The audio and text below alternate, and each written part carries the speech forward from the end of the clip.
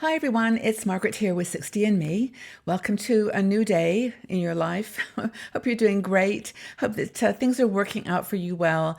This is a challenging time in all of our lives, and that transition into our 60s is probably the most, I don't know, profound, I think. And from feedback from women in our community, we have so many wonderful comments now about how much this dialogue is helping. And some of the themes are pretty,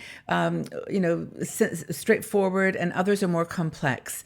Now, when we started 60 and Me 5 years ago, we decided that the three main areas of focus were health and well-being, financial security, and independence.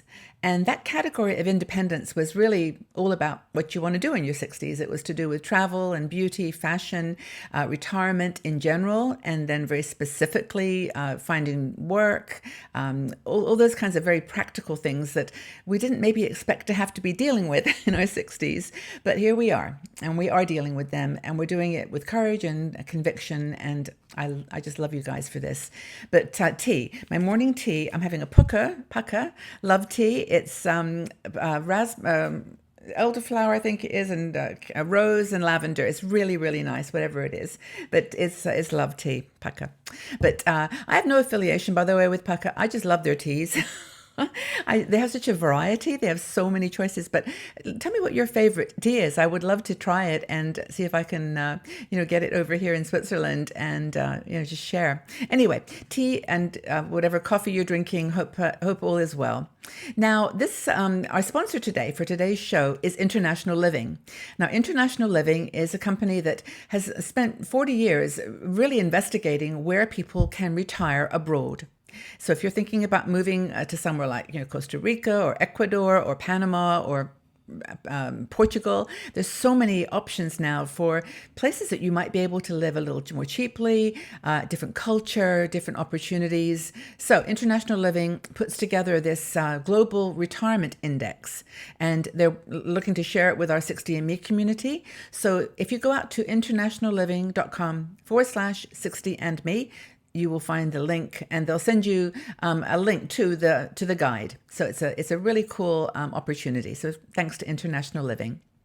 Now, the topic today, I've mentioned those sort of three big areas that 60andMe is mostly concerned about, and health and well-being was in some ways the most important. I mean, some people could say financial security is because that buys you good health, or not always. Not always, and we know this from experience. Had so much last year. Several people that I knew I lost, and people that I really thought were in good health, and just never knew that was going to happen. And Cindy Joseph, who was one of the first people I interviewed, amazing woman, started a company called Boom Cosmetics, and she passed away last year. And it's just been really a challenging time. But anyway, health, we all agree, I think, is super, super important. And one of our bloggers, Kay Van Norman, wrote this article about how we sabotage our health in our 60s and some ways that we can avoid doing that.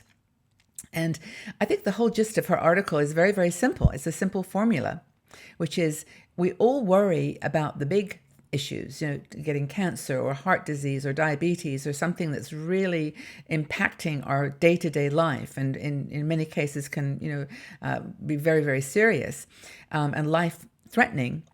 But we don't think about the dots that led to that diagnosis or to that situation, and the things that we can do on a small scale to actually help prevent those things. Now, I know that there are some things you're dealing with that are chronic illnesses that you had nothing to do with your lifestyle. Things just happened in your life, and my heart goes out to every woman in our community in that situation. There's no judgment here. It's just there's a lot of situations where if you establish a lifestyle change, you can combat those longer term big challenges. So things get compounded over time. Kay talks about it in terms of the geometry of time.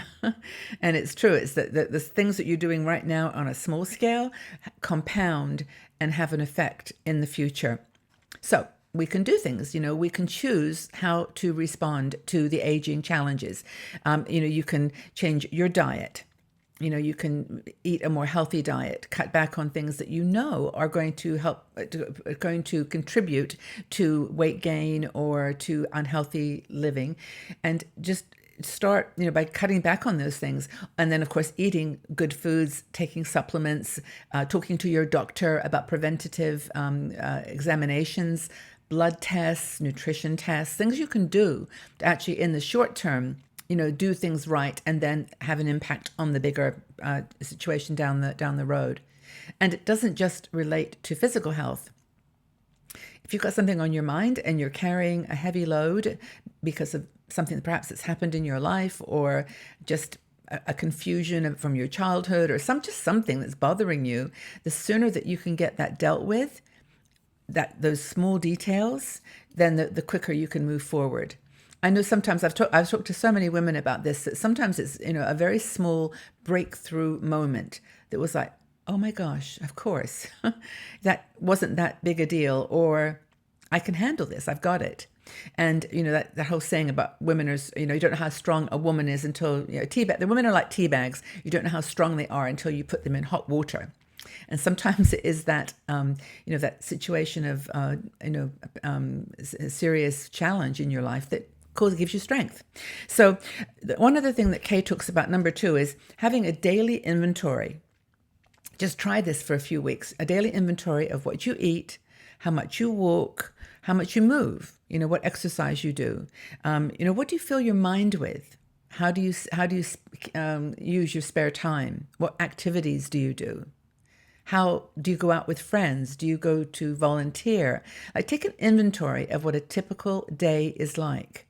And then look at that and say, is that possibly leading to a situation where I'm sitting too much, or I'm not eating the right foods, or I'm getting a little bit socially isolated?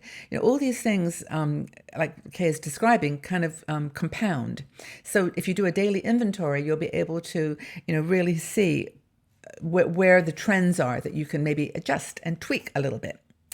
And then finally, she says, recalibrate and keep choosing well-being. It's just a matter of shifting. And trust me, I know how hard this is. I'm not honestly being judgmental or saying I've got it all together. I deal with my weight. I deal with staying healthy, eating good food, just like everybody else does. And I think that that's the thing, to recalibrate your priorities. So keep a healthy body, fill your mind with uplifting thoughts, encourage gratitude in your life, take time for others. And then, of course, we all know clear the clutter from your house, from your life, from your closets, from your mind. Just clear the clutter. Being 60 is like no time to be holding on to baggage. I mean, if it's been around that long, just let it go. And I know I put the just there, and that just is not always easy. But if you can just put your mind to it and try to reset, recalibrate, then maybe you can let that go. Let that person go. Let that regret, let that guilt, that's something that you've done that you weren't happy about, let it go. I think that's super important. So I hope that's been useful. I appreciate Kay's perspective on this, because I think it's so easy to worry about the big things and forget about the small things. And I hope that you agree. So what new habit can you add to your routine to uplift your physical health, or your mental, emotional, spiritual health? What's one thing, one habit or more that you can do? I'd really love your conversation there. Leave your comments in the section below, and subscribe to this channel if you aren't already subscribed, because we do videos all the time and every day. You can also join our newsletter group by signing up at 60andme.com/membership. And then it's a free membership, no charge, but then you'll get our newsletter, and it tells you and links you to these new videos every day. And there's always something. You can always ignore one and just move on to the next, but there's always something interesting, I promise. But anyway, thank you so much for being here. Thank you for your incredible presence and your support, and look forward to chatting with you all again soon. But tell us, what's one habit that you're going to bring into your life to improve your physical, mental health? Take good care, everybody. Hope that you have a wonderful day, and we'll talk again soon. Bye for now.